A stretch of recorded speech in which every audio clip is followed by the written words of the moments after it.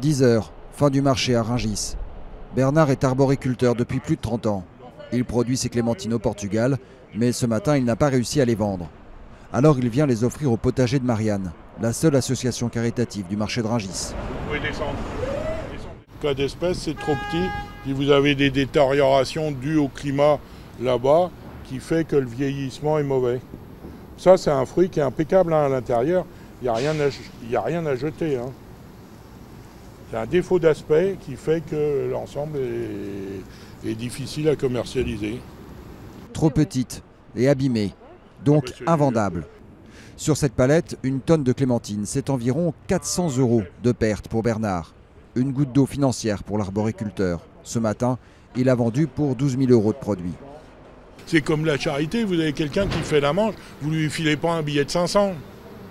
Vous lui filez une pièce d'1 € ou de 2 €, mais vous vous arrêtez là. Vous ne vous mettez pas en péril parce que vous donnez à quelque chose. À l'intérieur du hangar, une vingtaine de salariés de l'association sélectionnent et nettoient des fruits de saison. Et d'autres, importés de l'autre bout du monde. Il faut trier les fruits trop mûrs des fruits comestibles, comme dans ces cajots de clémentines. J'ai appris le chiffre, 2 fruits et légumes sur 3 sont jetés. Donc si on a 3000 tonnes de pommes, 2000 tonnes vont être jetées. Forcément, il y a quelques années, on aurait pris ce fruit-là, on aurait enlevé un petit bout qui est pas joli, on aurait consommé. Mais on est obligé aussi de jeter beaucoup d'aliments qui ne rentrent pas dans les critères. Ces aliments triés sont ensuite redistribués aux associations caritatives, comme les Restos du Cœur, la Banque Alimentaire ou le réseau d'épicerie solidaire Andes. Pour le président de Rungis, c'est une mission de service public que doit offrir le plus grand marché du monde. 2,8 millions de tonnes de marchandises fraîches par an transitent dans ces hangars.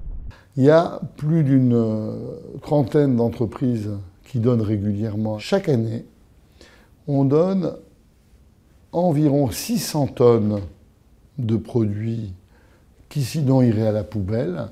600 tonnes, une goutte d'eau dans l'océan du gaspillage alimentaire en France, estimé à 10 millions de tonnes par an selon l'ADEME.